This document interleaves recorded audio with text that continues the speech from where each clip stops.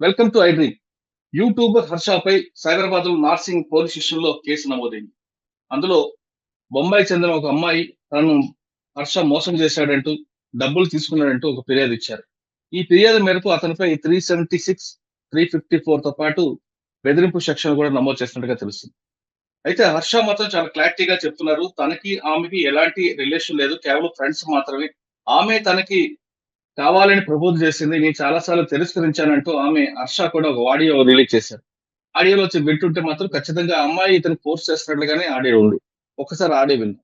If I tell you మనం ఎక్కడికైనా బయటికి వెళ్దామంటే యూ విల్ లైక్ నో, పనులు ఉంటాయి, ఎందుకు బయటకు పోవాలి అంటే you are like that. But అలా కూడా కాదు, you will be like interested.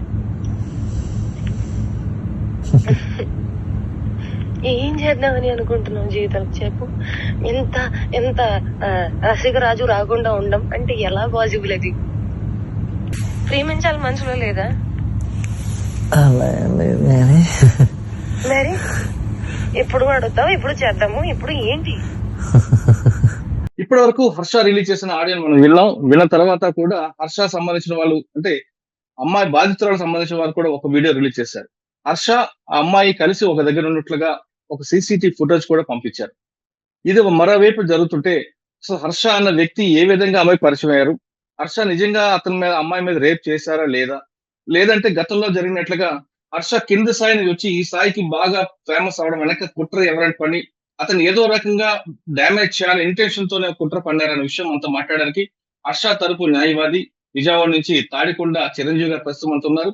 ఆయన అడిగి ఈ కంప్లైంట్ కాపీలో ఏం జరుగుతుంది, ఏ సెక్షన్స్ వస్తుంటాయి, హర్ష యొక్క వెర్షన్ ఏంటి విషయాన్ని సార్ నేను తెలుసుకుందాం. సార్ నమస్తే అండి. నమస్తే మురళీధర్ గారు.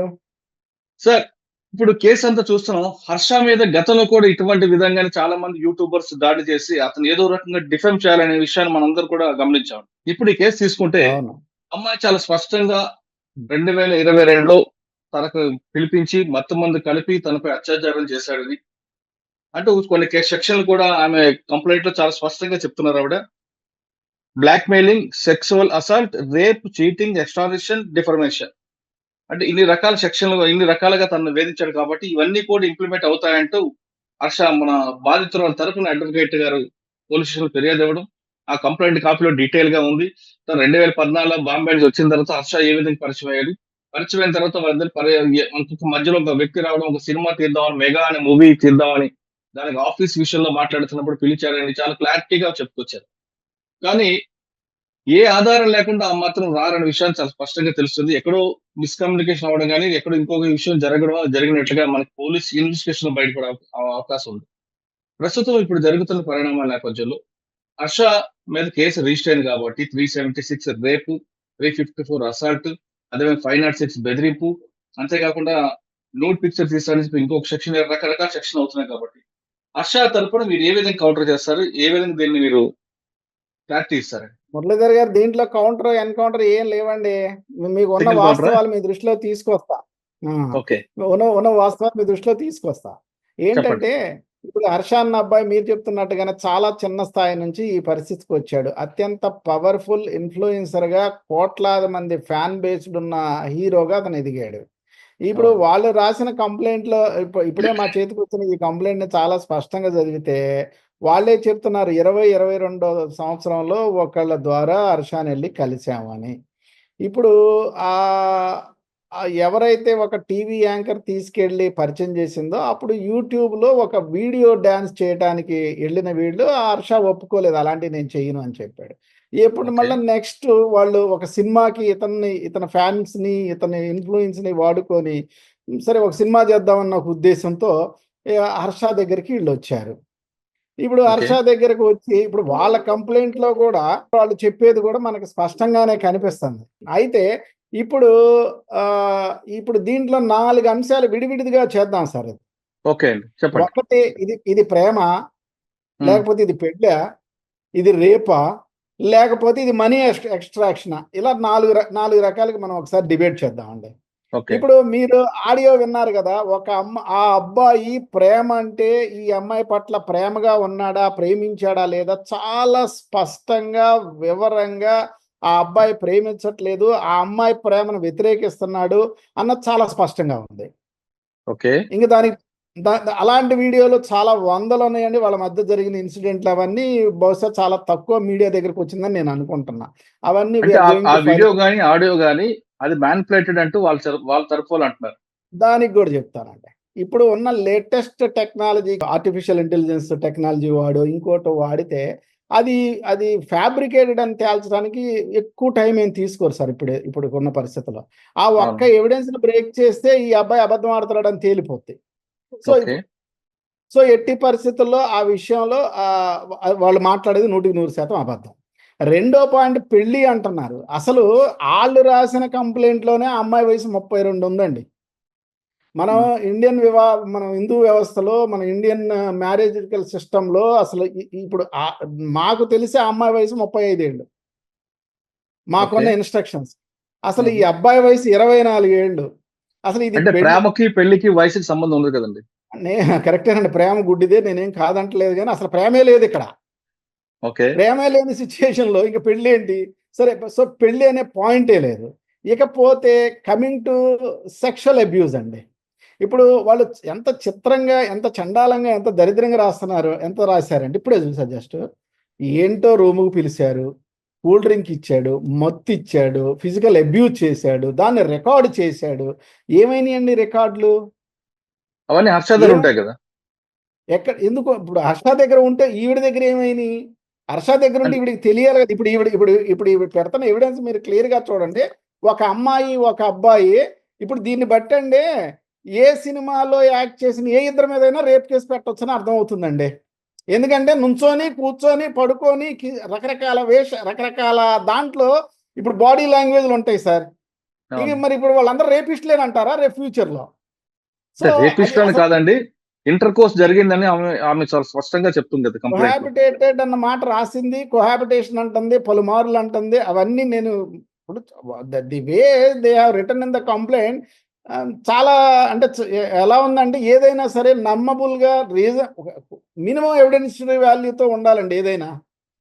అతను నమ్మే పరిస్థితి ఉందండి? అంటే ఆమె సరే ఒక అది కూడా మహిళ సార్ ఒక్క నిమిషం అండి. ఒక మహిళ ఎప్పుడు కూడా ఇంటర్ కోర్స్ తనకి చేశాడని బయటకొచ్చి చెప్పుకోరు. కానీ హ్మ్. ఆమె చెప్పిందంటే అక్కడ ఏదో అంటే ఇష్యూ ఉండుంటది. అంటే హ్మ్. సాధారణంగా నిప్పు లేదా పొగ రాదు కదండీ! ఏదో ఒకటి అవును. ఉండుంటదక్కడ. పొగలేనిదే నిప్పు రాదు. నిప్పు లేకుండా పొగ రాదండి. హ్మ్. అందుకనే ఇప్పుడు ఏమేంటయిందంటే ఇందిట్లో నిజమేంటంటే ఇతను హీరో అండి. ఇందిట్లో ఓకే. నిజమేంటంటే ఇతనికి కోట్ల కోట్ల మంది ఫాలోయింగ్ వ్యూసులు. ఉందండి. అవును. ఉందండి. ఇంకా నిజమేంటంటే ఇతను ఇన్నోసెంట్ అండి. నిజమేంటంటే ఇలాంటియన్నీ ఇతనికి తెలీదండి. ఇలాంటి కుళ్ళు, ఇలాంటి కుతంత్రాలు, ఇలాంటి విషవలయాలు ఉంటాయన్న ఇతనికి తెలీదండి. అయితే అంటే ఇప్పుడు సాధారణంగా, నేనేమంటున్నానంటే సాధారణంగా ఎప్పుడైతే సస్పెక్ట్ వచ్చారో వాళ్ళ అడ్వొకేట్ అదే రకంగా మాట్లాడతారు. తెలుసు అని ఎవరు అనరు గదా! అంటే నేనేం కాదంటలేదు మిమ్మల్ని. కాకపోతే మనీ యాస్పెక్ట్‌కి వద్దామండి. ఇప్పుడు హ్మ్. మీ అందరికి మాకంటే గూడా మీకు చాలా స్పష్టంగా తెలుసు. హర్ష సాయి అనే అబ్బాయి ఒక 30 సెకండ్స్ వీడియో గనక చేసి పోస్ట్ చేస్తే, ఈ సోషల్ మీడియాలో గాని ఏదైనా ప్రమోట్ చేస్తే ఎన్ని ఎన్ని ఇప్పుడు ఈళ్ళు చెప్పడమే 1,00,00,000, 2,00,00,000 వస్తాయి అంటున్నారు గదండీ! అవును. మరి ఈళ్ళ ప్రకారం రోజు 2, 3 వీడియోలు తీసుకుంటే ఎంత డబ్బు సంపాదించాలండి? ఆ అబ్బాయి ఇప్పుడు వాళ్ళ కంప్లెయింట్‌లో చూస్తే 50,00,000 ఇచ్చామని రాశారు. అవునండి. ఇప్పుడు చూస్తేనేమో 2,00,00,000 అంటున్నారు. అంటే ఈ ఈ అంటే 50,00,000 ఇదంతా ఒకసారి 2,00,00,000 ఒకేసారి గాకుండా దశల వారీగా ఇచ్చామనేది వాళ్ళు ఎస్టాబ్లిష్ చేయలేకపోయారండి. సార్ ఈ రోజున 2,00,000 దాటితే యాస్ పర్ ఇన్‌కమ్ టాక్స్ అన్నీ బ్యాంక్ జనరల్‌గా జరగాలి. I'm not denying the black money and all. అయితే యాహ్! ఒక్క రూపాయైనా త్రూ ప్రాపర్ ఛానెల్‌గా ఇచ్చినట్టుందా? మీరొక్కసారి మనసు పెట్టి ఆలోచించండి మురళీధర్ గారు. అంటే కంప్లెయింట్‌లో రాసి తర్వాత స్టేట్‌మెంట్ అప్పుడు ఎవిడెన్స్ ప్రొడ్యూస్ చేయొచ్చు కదండీ! అప్పుడే చూపించాలని చేయొచ్చు. రూల్ ఏం లేదు కదా! చేయొచ్చు. నేను ఒప్పుకుంటానండి. FIR is not an encyclopedia. నేను అవును. ఒప్పుకుంటా. కానీ హ్మ్. మినిమమ్ ఎవిడెన్షియరీ వాల్యూ గూడా ఉండాలి. అంటే 376 కాబట్టి 164 స్టేట్‌మెంట్‌లో అవన్నీ స్టేట్‌మెంట్ ఇచ్చినప్పుడు ఎవిడెన్స్ చూపించొచ్చు కదా! చూపిస్తారులెండి. 164 మీరు చట్టాన్ని బాగా చదివారు. మీరు చాలా అవన్నీ వస్తాయండి. అయితే మీరు చూస్తే హర్ష సాయికి ఈ అవసరం లేదు. హర్ష ఓకే. సాయి అది మీరు చెప్పండి. నిజంగానే హర్ష సాయికి ఇప్పుడు ఇలాంటి చిల్లర పనులు చేసి, ఎందుకంటే చూడండి ఇన్ని వేల వీడియోలు చేశాడుగా మురళి గారు, మీరు బాగా గమనించండి. ఒక్క దాంట్లోనైనా సరే హర్ష సాయి ఎవరితోనన్నా పరుషంగా మాట్లాడినట్టు కానీ, ఇండీసెంట్గా ఉన్నట్టు కానీ, లేకపోతే వ్యతిరేకించినట్టు కానీ, ఖండించినట్టు కానీ, ఇన్ని వందల వీడియోలు అతను విమర్శిస్తూ వస్తున్నా కూడా ఎక్కడా కూడా ఆ బిడ్డ ఎవరిని ఖండన కూడా చేయలేదండి. కేవలం విశాఖపట్నంలో కోర్టులో దావా వేసి డిఫమేషన్ వేసి కూర్చున్నాడు తప్ప అతను చట్ట వ్యతిరేక మనిషి కాదు, చట్ట వ్యతిరేకం చేయలేడు సార్. అతనికి అసలు అవ్వదు. ఇప్పుడు అతనికి ఉన్న ఫాలోయింగ్ లో నిజంగానే ఒక అమ్మాయి ఒక స్త్రీ సాంగత్యమో కావాలంటే ఇప్పుడు అతనికి ఉన్న ఫాలోయింగ్ కి అతన్ని పెళ్లి చేసుకోవాలని రకరకాల ఎన్ని ఆఫర్లు ఉంటాయో మీరే ఆలోచించవచ్చు. సో ఇది 100% 4 నెలల నుంచి జరుగుతున్న అనేక రకాల కుట్రలో ఆఖరి ప్రయత్నం సార్ ఇది. ఓకే, ఒకసారి 4 నెలలు సార్, ఒక్క నిమిషం అండి. 4 months నుంచి ఈ మొత్తం జరుగుతుంది. లాస్ట్ స్టెప్ లో కంప్లీట్ గా వచ్చారంటున్నారు కాబట్టి 4 నెలల ముందు ఏం జరిగిందో ఒకసారి చెప్పండి. చెప్తానండి. ఫస్ట్ ఇతను బెట్టింగ్ యాప్ లో ఆడతాడు అని ఒక పేలర్ వదిలేరండి. దాంట్లో కాదండి సార్, వీళ్ళిద్దరి పరిచయం ఎక్కడ జరిగిందా? నాకు చెప్తున్నట్లుగానే జరిగిందా, ఇంక వేరేగా జరిగింది? 100% కంప్లైంట్ లో ఉన్నట్టుగానే జరిగిందండి. వాళ్ళు రాసిన కంప్లైంట్ లో అక్కడక్కడ మర్చిపోయి కొన్ని నిజాలు రాశారు సార్. అదే ఇప్పుడు రివీల్ చేయకూడదా? అంటే దాన్ని కూడా ఇంకోలా ప్రొజెక్ట్ చేసుకునే పరిస్థితి. సరే, ఏది ఏమైనా మురళి గారు, ఈ అబ్బాయి 2022న ఈ ఒక టీవీ యాంకరే వైజాగ్ హైదరాబాద్ లో, నేను I don't want to reveal her name, ఒక టీవీ యాంకరే తీసుకొచ్చి ఆ అమ్మాయికి ఒక మంచి ఉద్దేశంతో ఈ అబ్బాయి యూట్యూబ్ స్టార్, ఈ అమ్మాయి ఏదో బిగ్ బాస్ ఇవన్నీ ఏదో ఉంటుందని పరిచయం చేసింది. అది ట్రూ. ఆ పరిచయం వల్ల ఆ పరిచయం ఇంత పరాకాష్ఠకు వచ్చి ఈ అబ్బాయి ఈ పరిస్థితికి వచ్చింది. అంటే ఇంత సరే కొంచెం ఒక ఫ్రెండ్షిప్ ఉంది అనుకుందామండి, కాదనట్లేదు. ఈ ఫ్రెండ్షిప్ ముసుగులో కూడా కొంతమంది అబ్బాయిలు కూడా దారి తప్పే వాళ్ళు చూస్తుంటాం. అమ్మాయిలు కూడా ఈ విధంగా కొంతమంది బ్లాక్ మెయిల్, ఈ విధంగా కాదు, కొంతమంది బ్లాక్ మెయిల్ చేసే కేసులు కూడా మీరు చూస్తుంటారు. ఆ రెండు పక్కన పెడతామండి. వీళ్ళిద్దరి మధ్య కేవలం పరిచయంగానే ఉందా, లేదా లవ్ ప్రపోజ్ చేస్తున్నట్టుగా ఆడియో ఉంది. దానికి అంటే ఫస్ట్ లో ఆమె చేసి ఉండొచ్చు, తర్వాత ఈయన యాక్సెప్ట్ చేసి ఉండొచ్చు. ఈయన యాక్సెప్ట్ చేసిందని ఇక్కడ లేదు కదా. 100% ఇతని వైపు నుంచి లవ్ ప్రపోజల్ గానీ, యాక్సెప్టెన్స్ గానీ ఏం లేదండి. అసలు ఫిజికల్ అబ్యూజ్ అనే క్వశ్చన్ డజంట్ అరైజ్ అండి. కారణం ఏంటంటే అంత అవసరం ఏముందండి ఇతనికి? మరి ఎందుకంటే ఒక ఫ్రెండ్షిప్ చిరంజీవి గారు, ఇద్దరి మధ్యన కేవలం ఫ్రెండ్షిప్ ఉన్నప్పుడు ఇంత స్థాయి వరకు ఎందుకు వస్తుందండి? పీక్ స్టేజ్ కదా అది. సార్ ఇది it is a part of money extraction అండి. రైట్. ఏమిటి ఎక్స్ట్రాక్షన్ అంటే, ఇప్పుడు ఈ అమ్మాయి బిజినెస్ అంటున్నారు కదండి. ఏమిటి బిజినెస్ అండి? ఇప్పుడు ఈ అమ్మాయి చేసే బిజినెస్ ఏంటి? మీ దృష్టికి ఏమన్నా వచ్చిందండి? ఇప్పుడు చాలా డిబేట్లు జరుగుతున్నాయి. ఇప్పుడు ఏం బిజినెస్ చేస్తుందంటారు అసలు? ఏం బిజినెస్? ఏదన్నా మామూలుగా ఏదన్నా క్లాత్ బిజినెస్ చేస్తుందా, లేకపోతే ఇంకేమైనా కన్స్ట్రక్షన్స్ లో ఉందా? దేంట్లో ఉంది? ఈవిడ అపర కోటీశ్వరరాలు, ప్రొడ్యూసర్ ఎందుకు చేస్తుంది అనేది ఇంకొక వితండవాదం కదా అంటున్నారు. అసలు ఈ అమ్మాయి తిరిగే కారు ఏంటి? ఉండే ఇల్లు ఏంటండి? ఈ అమ్మాయికి ఏమైనా హైదరాబాద్లో ఏమైనా సొంత ఆస్తులు ఉన్నాయా? పోనీ ఇంతకు ముందు ఏమన్నా ఘనమైన చరిత్ర ఉండి ఒక అద్భుతమైన సినిమా ఏమైనా తీసిందండి ఈ అమ్మాయి? పోనీ ఏమైనా వెబ్ సిరీస్ చేసిందా? సినిమా నిర్మాత అవ్వాలంటే డబ్బులే అవసరం లేదండి, బాగా లేదంటే మంచి నేను ఎగ్రీ చేస్తానండి. డబ్బులే ఉండక్కర్లేదు. ఇప్పుడు ఆ డబ్బులు లేనితనం ఉంది ఇప్పుడు ఇక్కడ. అంటే ఇక్కడ ఫైనాన్షియల్ ఉండొచ్చు కదండి. ఇప్పుడు అమ్మాయికి సినిమా తీయాలని కోరుకుంది, అందులో హర్షకి సినిమా తీయాలని హీరోగా చేయాలని ఉంది. మెగా ఆ సినిమా హిట్ అయితే డబ్బులు వస్తాయి, ఆ ఫైనాన్స్ అన్ని తీర్చొచ్చు అని ఒక ఇంట్రెస్ట్ ఉండొచ్చు సార్. కానీ ఇప్పుడు ఆ అమ్మాయికి సరిపడిన దీంట్లో ఆ అమ్మాయి దగ్గర మినిమం పెట్టుకునే డబ్బులు కూడా కనపడిన పరిస్థితి అండి. ₹1,00,00,000 ఇస్తానన్న అమ్మాయి చిల్లిగా ఇవ్వలేదు.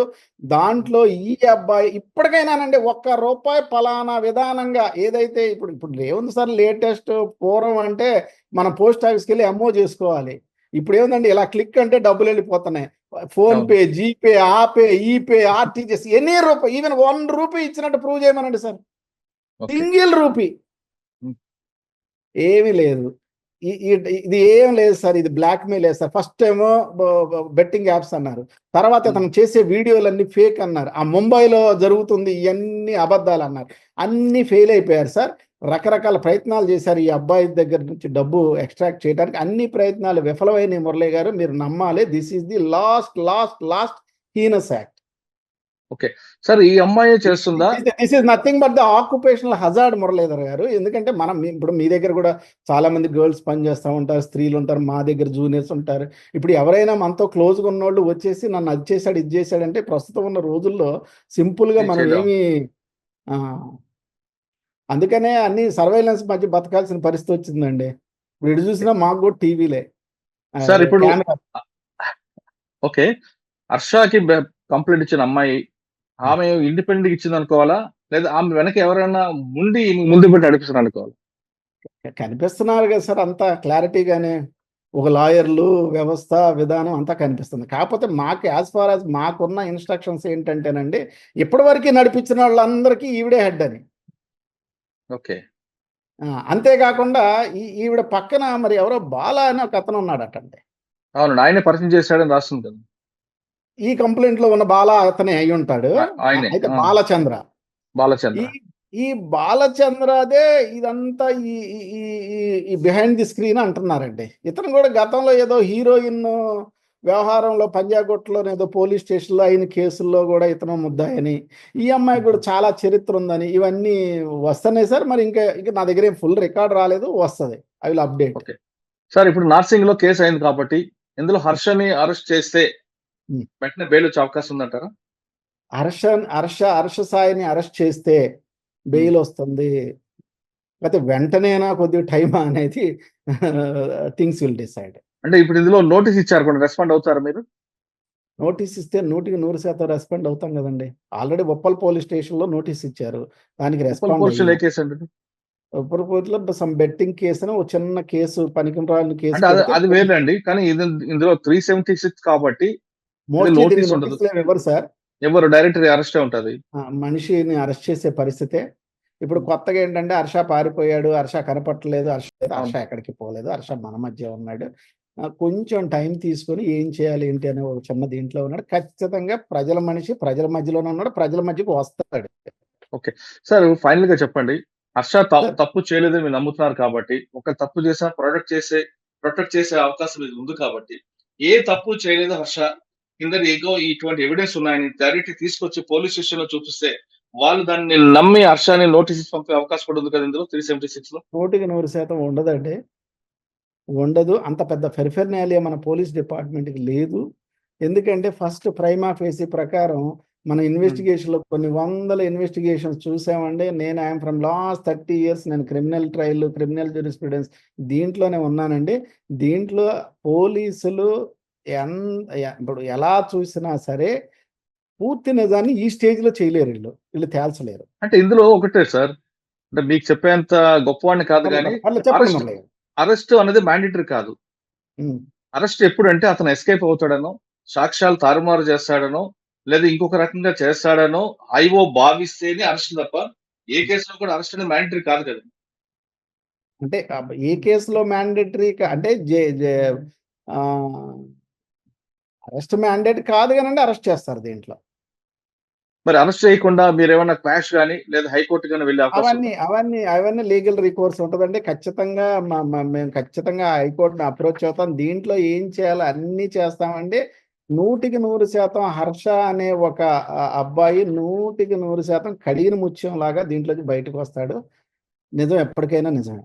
వాళ్ళు ఏదైతే అబద్ధాన్ని అరిచేతిలో పెట్టుకొని నిజంలా చూపించే ప్రయత్నం ఏదో ఉందో అది ఎల్లకాలం సాగదండి, కొద్ది కాలం తప్ప అంతకు మించి ఏం కాదు. సరే, మీరు అన్నట్లుగానే హర్ష కడిగి ముత్యంలో బయటకు వస్తాడని నమ్ముదామండి. కానీ ఈ మధ్య కాలంలో హర్షకి జరగాల్సిన డ్యామేజ్ జరుగుతుంది మన సిస్టమ్ లో. సార్ ఒక్క నిమిషం సార్, మన సిస్టమ్ లో కన్వెన్షన్ రావడం వేరు కానీ ప్రాసెసింగ్ పనిష్మెంట్ ఎక్కువ జరుగుతుంది. ఇప్పుడు అరెస్ట్ తప్పిపోయాడు, మిస్ అయ్యాడు, ఇవన్నీ కూడా జరుగుతాయి. ఆయనకున్న ఫాలోవర్స్ ఫీల్ అవుతారు, వాళ్ళ ఫ్యామిలీ వాళ్ళు కూడా ఫీల్ అవుతారు. ఒక సోషల్ పనిష్మెంట్ కూడా వస్తుందండి. ఇంత జరిగిన తర్వాత కూడా ఆ అమ్మాయి, అంటే కేవలం ఆ అమ్మాయి గురించి కాదు, కేసు వీగిపోయింది అనుకోండి ఫర్ ఎగ్జాంపుల్, అప్పుడు హర్ష లాంటి వాళ్ళు ఏం చేయాలండి?